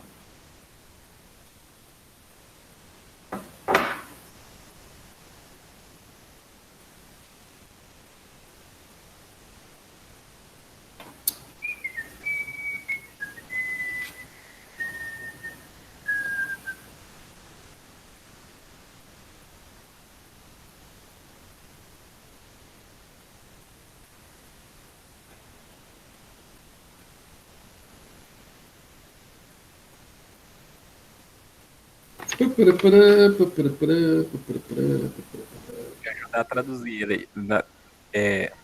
Esse campo elétrico numa interface de 20 Armstrong. Armstrong aqui vai ser a área? Vai ser a área, né? Não, a interface de 20 angstroms é A dupla o valor de D. É o valor de D, direto. É a distância que você tem entre as placas elétricas do capacitor. Ah, tá. Independente de ser um eletrodo ou de ser um capacitor. É a distância das placas. Você tem 20 angstroms. Coincidentemente, 20 angstrom é a distância entre 10 e 40 angstroms, mais ou menos. É a distância de uma dupla camada. Mas vai ser simples assim? Só um sobre o 20? Você acredita? Sério? Por isso que eu estou esperando. Por isso que eu estou esperando. Entendi. Então, o problema é só converter o angstrom para metro. Ou você converte o angstrom para metro ou para centímetro, só para ficar uma coisa mais... Então, qual que é... Traduz a conversão aí, agora que eu não lembro. O Armstrong é quanto em... Nanômetro é 10 a menos 9. Eu sempre decorei assim, fica mais fácil. Nanômetro é 10 a menos 9, né? Uhum. E o angstrom, ele é a 10ª parte do nanômetro. Então, o angstrom é 10 a menos 10 metros. 10 a menos 10 metros. Yeah. Esse aqui vai ser 20 vezes 10 a menos 10 metros. Tic-tac. É, né? Basicamente é isso. a mesma coisa. Basically. 1 dividido por 20 vezes 10 a menos 10. Cadê minha científica? Não tem aqui. Nossa.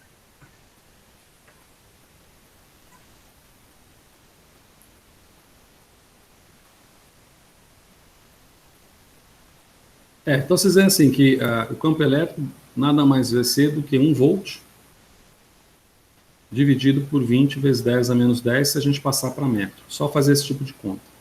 Tá?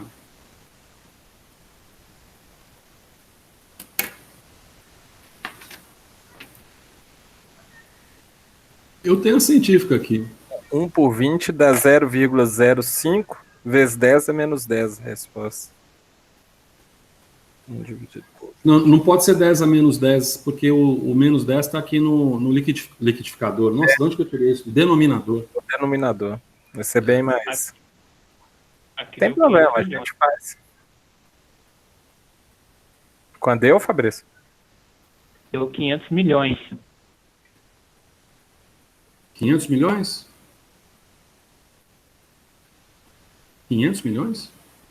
500 milhões, faz sentido, porque é 1 por 2, né? 1 por 2 dá meio.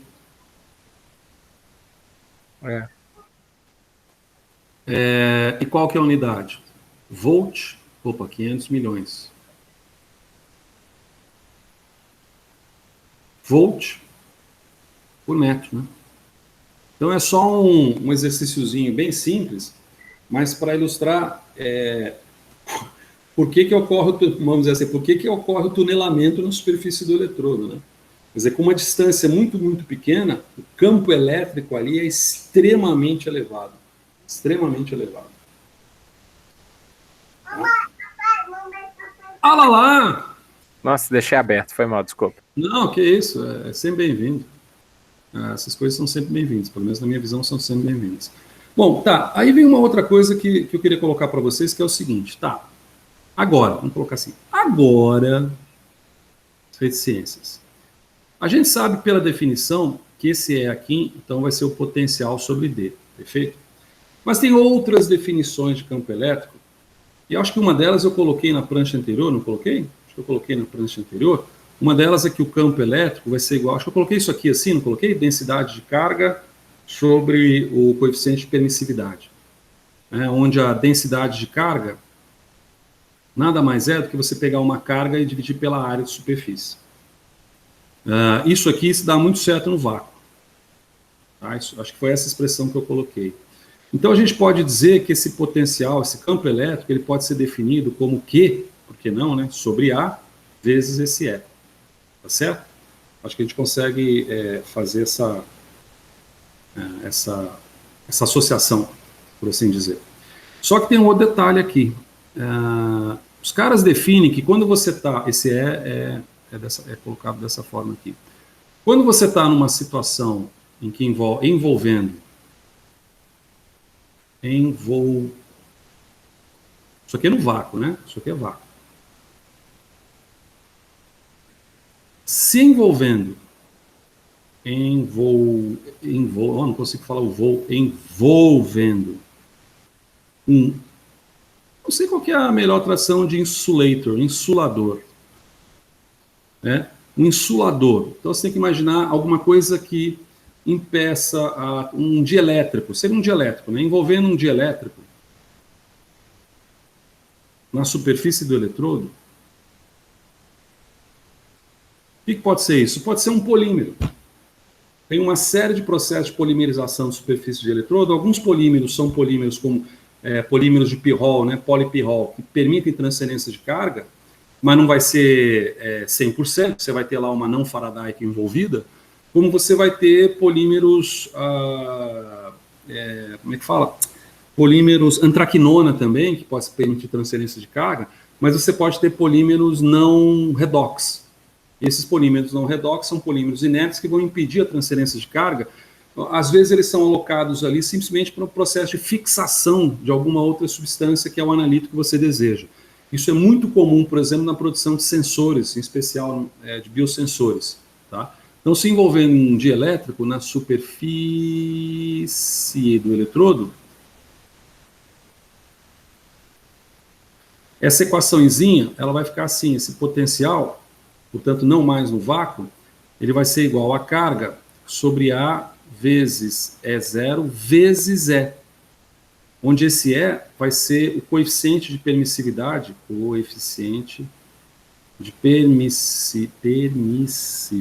do analito, sei lá, do analito. Não é analito, né? Aqui não é propriamente um analito, seria do dielétrico, do composto dielétrico. Ou seja, a constante dielétrica. Então veja que você tem uma correspondência aqui que é interessante, né? Vamos chamar isso aqui de 1. Vou chamar isso aqui de 1. Vou chamar isso aqui de 2. Vou chamar isso aqui de 2. Então, nesse sentido, se a gente...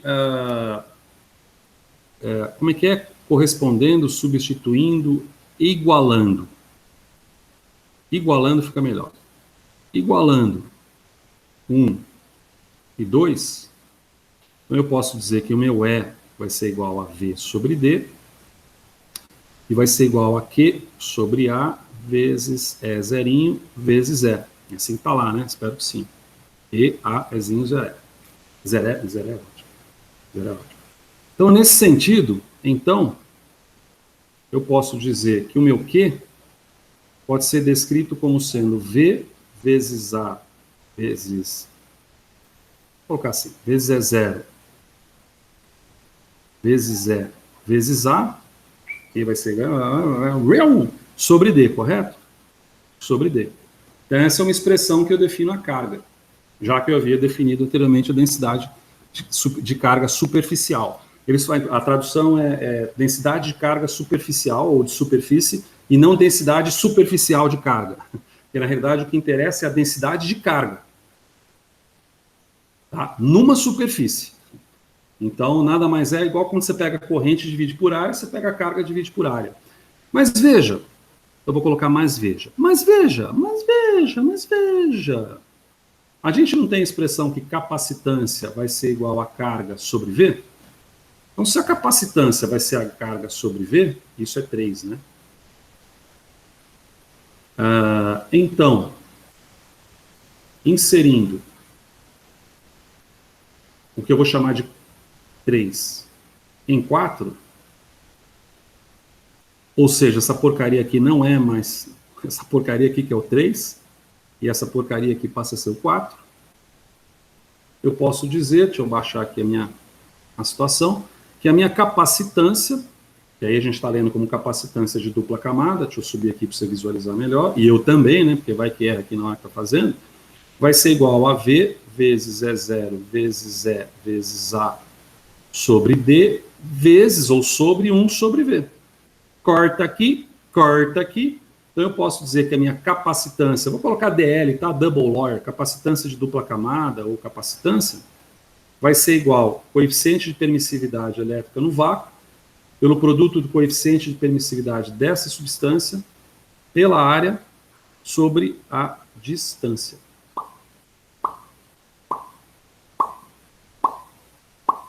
Então, essa aqui é a minha equação de número 6.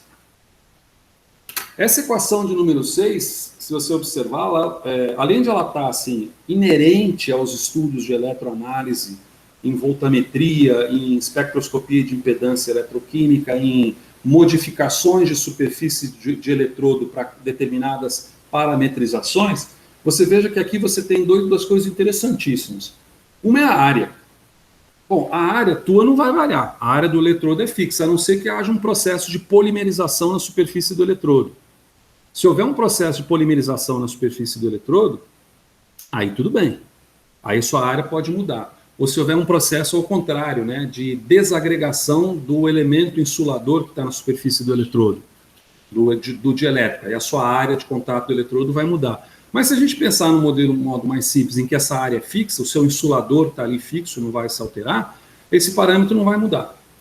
O coeficiente de permissividade elétrica no vácuo também não vai mudar. Aqueles 8,85 vezes 10 a menos 14 farad por centímetro. E o seu coeficiente de permissividade ou constante de elétrica do seu material também não vai mudar. É aquele que você pega na literatura do seu material dielétrico. Então, o que vai mudar aí? O que você tem como correspondência aí? A capacitância, que é uma medida experimental, com a distância, que é uma medida molecular, vamos dizer assim. Então, o que você consegue obter com isso, e aí eu vou colocar chama atenção aqui em sei lá que cor, é uma régua molecular. Você tem uma régua molecular. Se você tiver um sistema e você consegue medir a capacitância daquele sistema na ponta do seu eletrodo, você conseguirá obter, por conseguinte, a distância ou o tamanho ou a espessura, né? Porque aqui a gente estava falando de distância, mas agora a gente pode representar esse D, podia, né? Deixa eu tirar o mouse daqui, colocar em branco, senão não enxergo o babado. Então esse D aqui, ele pode ser tranquilamente uma distância, né? Uma distância da interface, vamos colocar aqui a distância da interface do eletrodo, e também a espessura do material depositado. A espessura do material depositado. Certo? E aí você tem, então, uma ferramenta de trabalho interessante, em que você pode alterar a superfície do eletrodo polimericamente e, através da medida de capacitância, saber qual que é a espessura daquele material que foi modificado na superfície do eletrodo por uma polimerização, por exemplo. Ou então, como é o caso que no laboratório a gente vem tentando, você fazer um modelo biológico de membrana em cima da superfície do eletrodo e ver a espessura daquela membrana, que pode ser unilamelar, pode ser bicamada lipídica, pode ser multilamelar. E aí você começa a trabalhar, né, dependendo do alvo, né, o que importa é que você consegue observar e quantificar o material depositado, né? Isso graças à medida de capacitância. Se você alia a medida da capacitância a uma medida de carga na superfície do eletrodo de um polímero, como uma antraquinona não, como polipirrol, por exemplo, uma polianilina da vida, você consegue obter também, além de informações informações eletroanalíticas da transferência de carga, as informações associadas à capacitância de dupla camada que é formada, a espessura daquela polianilina que você colocou ali, e por aí vai, tá certo? De tal ponto, isso sugere para nós também um outro exercício. Vou salvar isso aqui também. Esse aqui é o 4, 5? 4. Isso nos sugere, então, um exercício final, né? 10h45. Tem até mais um outro exercício para fazer aqui. Vou fechar com um exercício final. Salvar não, exportar. Exportar como 4. Isso.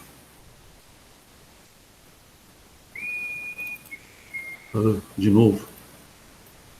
Aí, ó. All files, Greenboard. Vamos colocar isso aqui, então, como um exercício final. O exercício final parece a solução final. Exercício final. Eu não sei porque que eu coloco esse negócio aqui.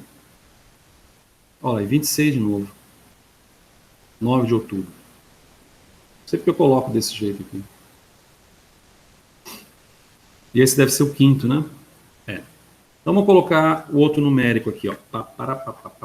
Dá tempo para colocar 2, hein? Dá tempo para colocar 2. Não, mas eu vou colocar um só.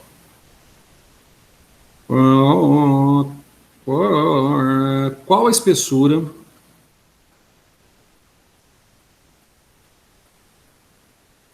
de um dielétrico de um lipídio?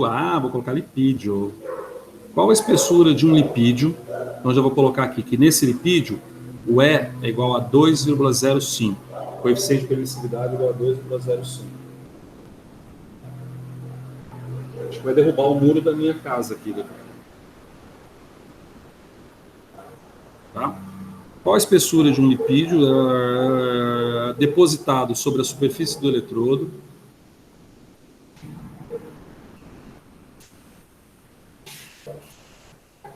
Sobre a superfície de um eletrodo.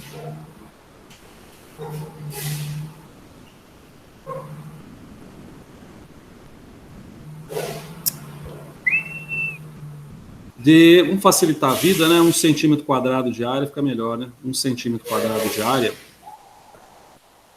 Na prática, 1 centímetro quadrado de área é um padrão, viu? Quando você vai comprar eletrodos, 1 centímetro quadrado de área, não de... É um padrão para alguns ensaios mais básicos. Quer dizer, 1 centímetro quadrado de área é mais ou menos como 0,3 milímetros, né? Porque 0,3... Não, nem... 0,3 vezes o π, né? PR2, 0,3, 9... eu não sei, agora já não sei. Não, vai ser 0,2, aí 0,2 vai dar 4, 4 vezes 3, 2, é 0,2. 0,2 centímetros, 2 milímetros, 1,5 milímetro, 2 milímetros de raio. 1 centímetro quadrado de área, e que apresentou capacidade... E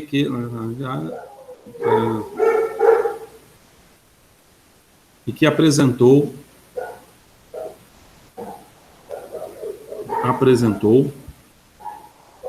um valor de capacitância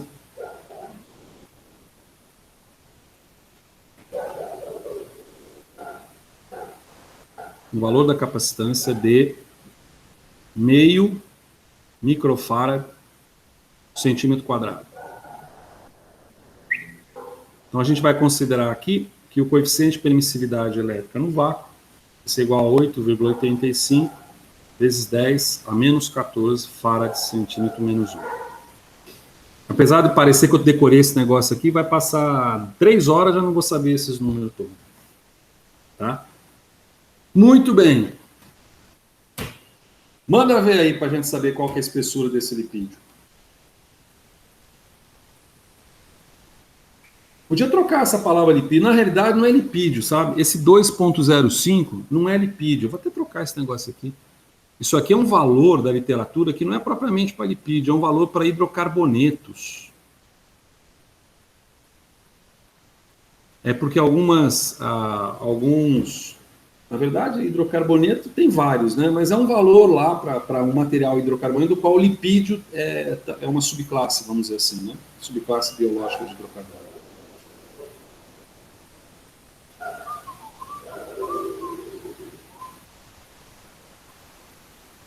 Tá, vamos fazer esse daí.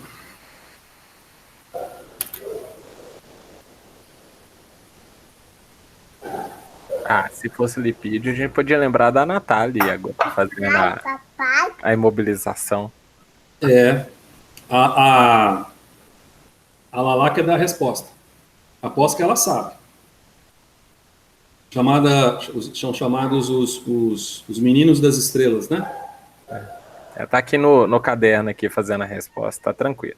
Os meninos, enquanto você está lá naquela calculadora científica avançada.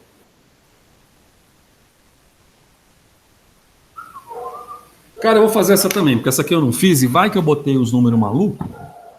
Vai que eu botei os números malucos e os números podem não funcionar. Essa aqui eu não fiz mesmo, não.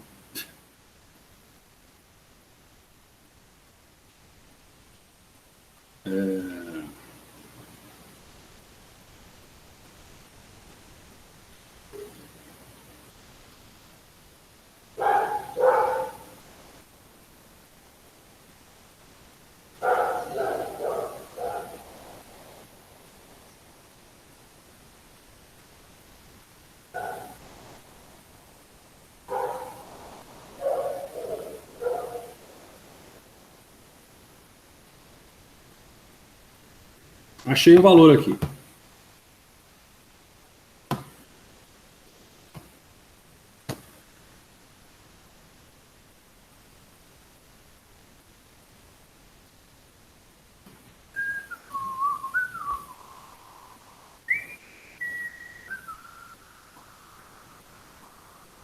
Só vou indicar aqui alguma coisinha, tá? A gente viu que a capacitância, então, vai ser igual coeficiente de permissividade elétrica no vácuo, vezes coeficiente de permissividade, vezes a área sobre a distância.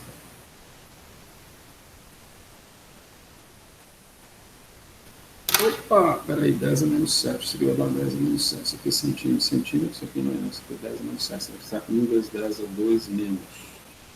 Ah, tem isso daqui.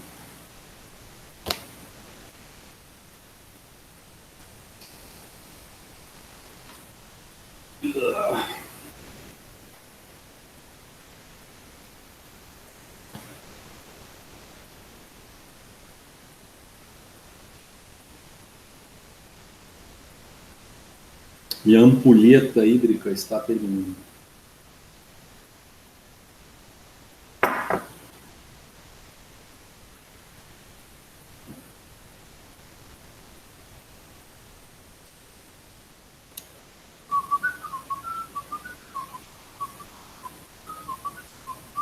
Manda no chat, então, beleza.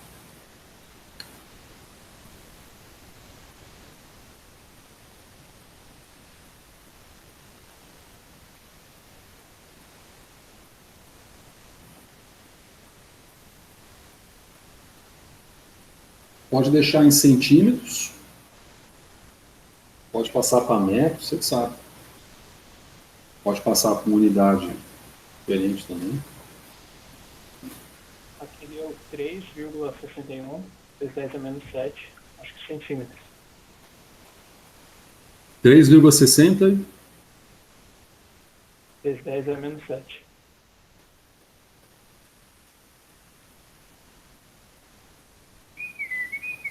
é. Não sei se dá para enxergar. Tá fora da câmera. Ah, aí fica difícil, né? Ah, mas mesmo assim, não dá pra enxergar, não. Tá bom. Não, eu não vou pegar esses 10 a menos não sei das quantas naquela calculadora maluca lá, não. Na verdade, vamos lá. Então a gente tem isso aqui, ó. A gente sai com isso daqui, então, que a distância vai ser igual a capacitância vezes o E0 vezes o E. Nossa, agora eu viajei na maionese, né?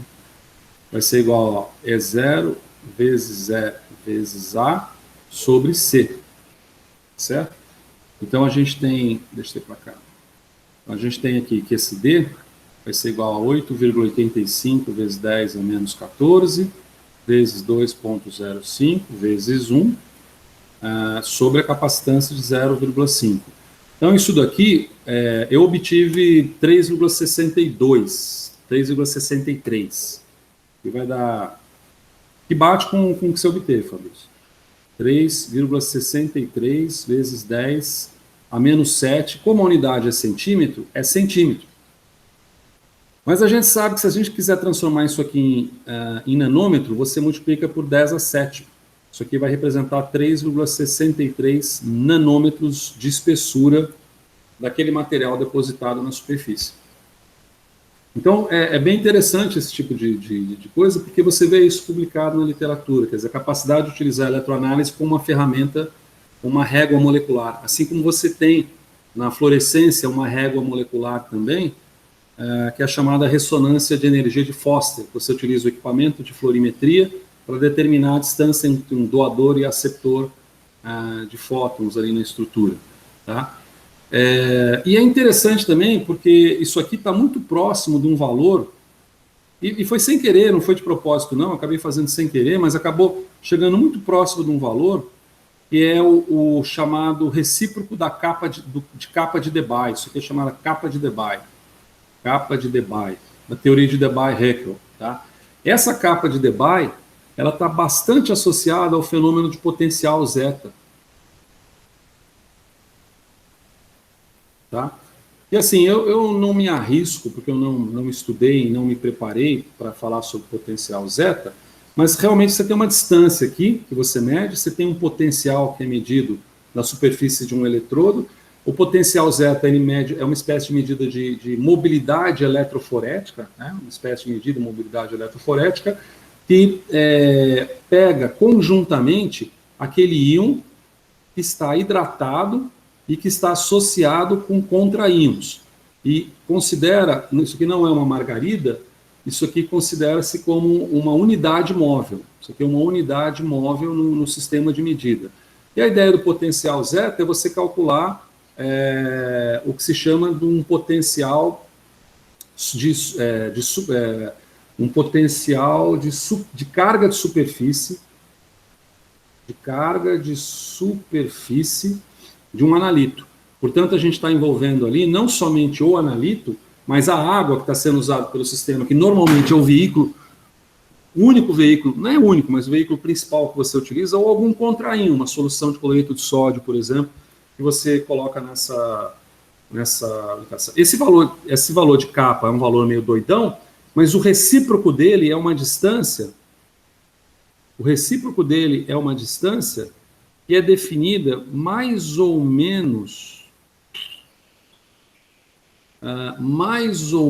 à superfície do eletrodo, como sendo essa distância aqui, ó.